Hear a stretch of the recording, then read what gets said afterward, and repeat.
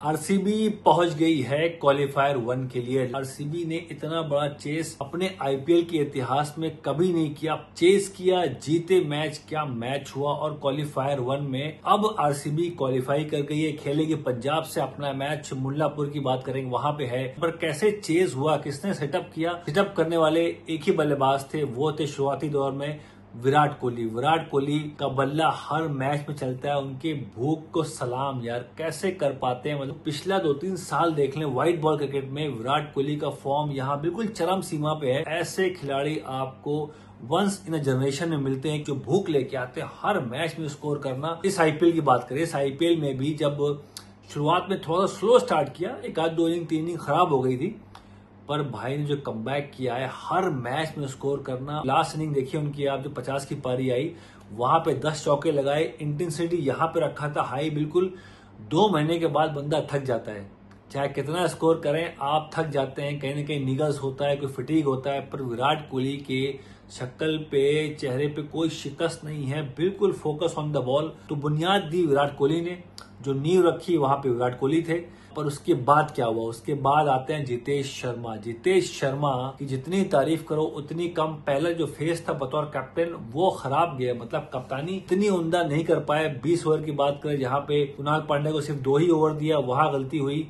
और Romario shepherd आपके 4 over के गेंदबाज नहीं है, वो 2 ओवर तक तो ठीक है, 4 ओवर में डेथ में गेंदबाजी कराई, वहां गलती हुई। तो गलतियां हुई थी जितेश शर्मा से एज ए कैप्टन। पर जब बैटिंग करने आए तो सारी जो गलतियां थी, कमियां थी, सब कवर कर दिया अपने बल्ले के साथ। तो दर्शाता है कि जहनी तौर पर बंदा बहुत मजबूत। उसको मालूम है पहले हमारी टीम खराब खेली है, दबाव वाला मैच है, टॉप 2 वाला मैच है। अगर हारोगे तो आप फिर एलिमिनेटर खेलोगे और वहां कुछ भी हो सकता है। एलिमिनेटर में आपकी मुंबई इंडियंस वेट करी, जो अच्छे फॉर्म में खेलते हुए आई है, तो आप मुंबई इंडियंस से नहीं भिड़ना चाहेंगे एलिमिनेटर में। तो उस दबाव में खेलने आए जितेश शर्मा। फर्स्ट हाफ खराब गया और जब विराट कोहली आउट हुए तो उसके बाद लगभग 100 रन चाहिए थे, 100 रन चाहिए थे और 10-11 का रन रेट था वहां से। पर जो बल्लेबाजी करके जितेश शर्मा ने दिखाया ना, ऑक्शन में क्यों उनके लिया गया। बतौर ओपनर तो बहुत कीपर मिलेंगे आपको। ईशान किशन टॉप 3 में खेलते हैं, केएल राहुल टॉप 3 में खेलते हैं, ऋषभ पंत ने शतक मारा अभी पिछले मैच में, वो भी टॉप 3 में आ गए, वो भी खेलते हैं ऊपर। संजू सैमसन भी ऊपर खेलते हैं।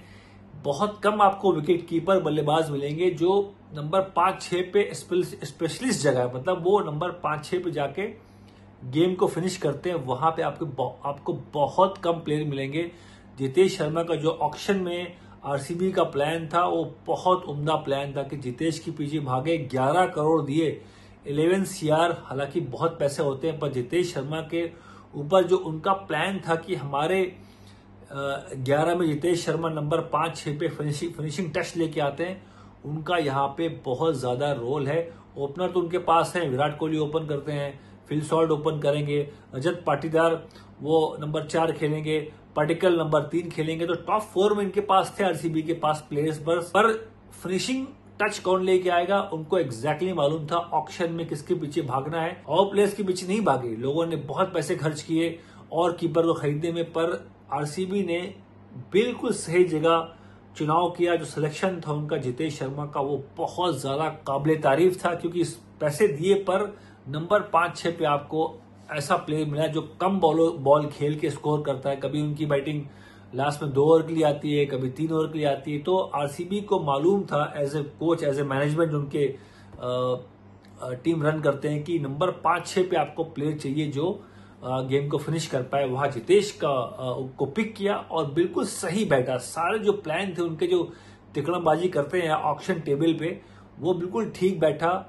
और ऑक्शन पे ही आप आधा टूर्नामेंट ऑक्शन टेबल पे जीतते हैं। 5-6 नंबर बैटिंग कर रहा है, उससे आप पूछेंगे कि आपको T20 गेम में कहाँ बैटिंग करना पसंद है, तो वो 5 नंबर 6 नंबर तो बिल्कुल नहीं बोलेगा। ये गारंटी बता रहा हूं आपको। केएल राहुल भी नंबर 4 दिल्ली के लिए खेले, पर बाद में ओपन पे आ गए थे वो, क्योंकि आप चाहते हैं T20 में जो नंबर ऑफ बॉल्स है वो ज्यादा मिले। सबकी ख्वाहिश होती है, तमन्ना होती है कि हम टॉप में ही खेलें। T20 इतना फास्ट पेस गेम है कि आप टॉप 3 टॉप 4 में ही रहना चाहते हैं। विराट कोहली पहले नंबर 3 खेलते थे, अब वो ओपन कर रहे हैं, तो लोग नीचे से ऊपर आते हैं। उनको मालूम है कि नीचे बैटिंग बहुत मुश्किल होती है। 5-6 नंबर पे कभी आपको 2 ओवर मिलेंगे, कभी आपको 10 बॉलें मिलेंगी, जाओ और कभी आपको 50 रन चेस करना है, 10-12 का रन रेट होगा, वहां ऐसी बैटिंग करनी होती है। तो हर प्लेयर जिसका मैंने नाम लिया यहाँ पे, ईशान किशन, ऋषभ पंत, केएल राहुल, संजू सैमसन, सब ऊपर टॉप में खेलते हैं, क्योंकि उनको मालूम है ज्यादा नंबर ऑफ बॉल्स खेलने को मिलेगी तो आप बड़ा स्कोर कर सकते हैं, और वहां बैटिंग थोड़ी सी आसान है कंपेयर टू नंबर 5-6 जहां जितेश खेलते हैं। जितेश शर्मा का नंबर बहुत मुश्किल नंबर है। अब देखिए उनके कम से कम 9-10 साल से आईपीएल खेलने पर उनकी जो बेस्ट पारी अभी आई है, क्योंकि उनको ओवर्स खेलने को मिले। जब विराट कोहली आउट हुए तो उसके बाद भी लगभग 9 ओवर बाकी थे, तो ओवर्स थे, वहां पे उनको मौका मिला अपनी जो काबिलियत है दर्शाएं, वो काम कर पाए। इसीलिए सब चाहते हैं टॉप में खेलना, बाद में खेलना कोई नहीं चाहता।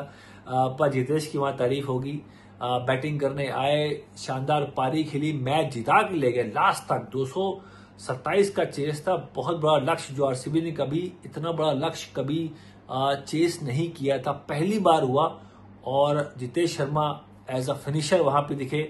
जो उनकी मयंक अग्रवाल की जो पार्टनरशिप थी, अगर आप देखें वहां पे पार्टनरशिप थी, 107 की पार्टनरशिप थी, जहां पे मयंक ने बनाया। उस पार्टनरशिप की बात कर रहा हूं, उस पार्टनरशिप में मयंक का योगदान था 20 रन का महज, और जितेश शर्मा का योगदान था 85 रन का। उस पार्टनरशिप की बात करें तो पार्टनरशिप को जितेश ने डोमिनेट किया, और इसीलिए उनकी तारीफ हो रही है, क्योंकि ऐसी पारी बहुत कम देखने को मिलती है। और जितेश शर्मा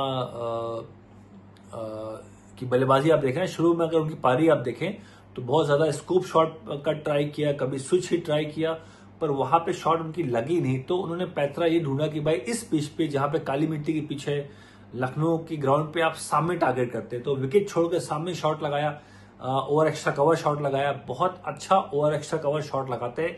इनसे बेहतरीन कोई ओवर एक्स्ट्रा कवर, जो अवैश खान को हट के स्टंप छोड़ के ओवर एक्स्ट्रा कवर शॉट लगाया, वो बतौर अगेंस्ट फास्ट बॉलिंग बहुत मुश्किल काम होता है।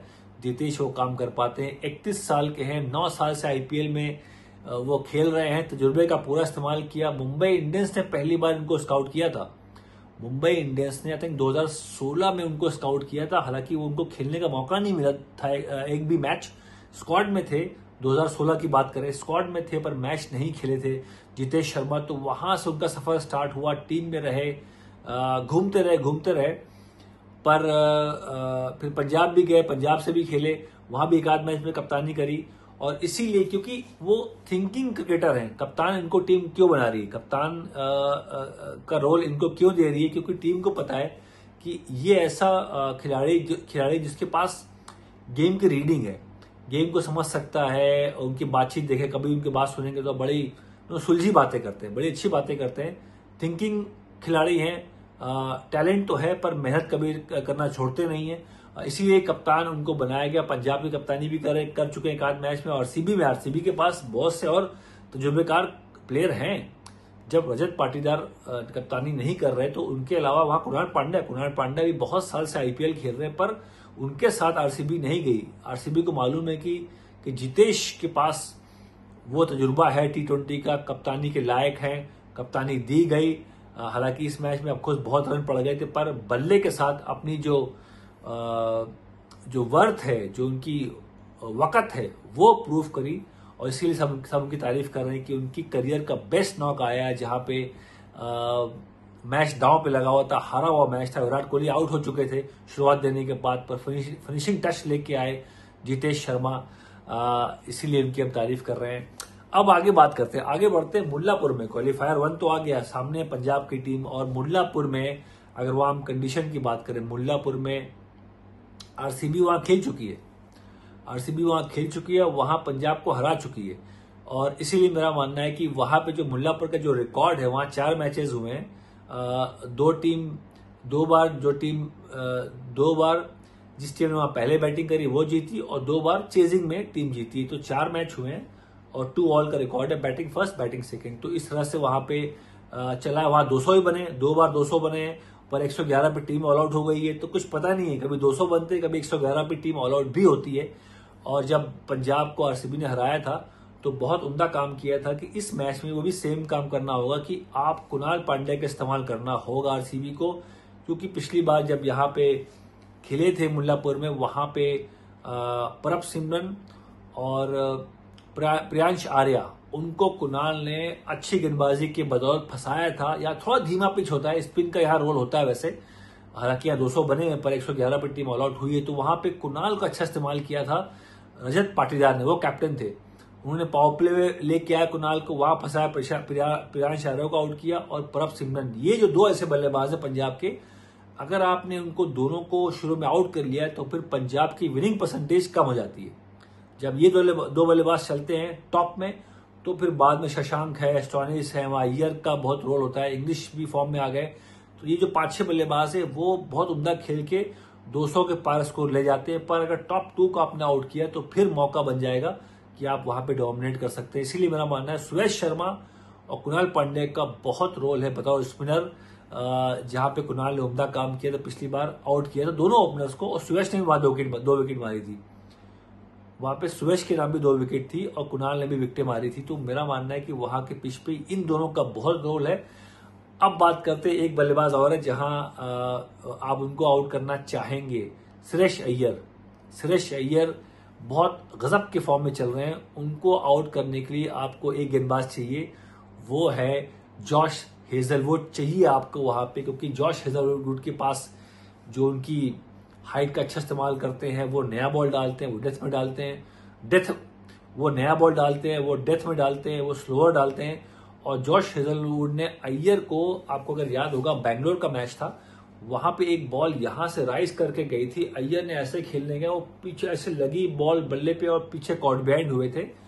तो उस बॉल को दोबारा जॉश हेजलवुड इस्तेमाल कर सकते हैं मुल्लापुर में, क्योंकि सुरेश अय्यर का विकेट टर्निंग पॉइंट बन सकता है। अगर उनको आपने आउट किया तो मैच फंसा सकते हैं। इसीलिए मेरा मानना है जॉश हेजलवुड के बगैर शायद आरसीबी ये मैच ना जीत पाए। जॉश हेजलवुड आपको चाहिए, क्योंकि हालांकि दिनेश कार्तिक ने उनका बयान आया था कि जॉश हेजलवुड फिट हो गए हैं और क्वालिफायर 1 खेलेंगे। ये बड़ी अच्छी खबर है, क्योंकि हेजलवुड के साथ जब पहला 10 मैच हेजलवुड खेले थे वहां पे, तो 10 मैच में 10 मैच में 200 एक ही बार बना था। जब हेजलवुड चले गए तो उनके बाद जो 3 मैच आरसीबी खेली है, तीनों बार 200 बने हैं, तो उनकी कमी बहुत खली है। इसीलिए क्वालिफायर 1 में हेजलवुड चाहिए आपको। अय्यर को आउट करो, और 2 मैंने स्पिनर्स का नाम लिया, इनका वहां पे बहुत ज्यादा रोल होगा क्वालिफायर 1 की बात करें।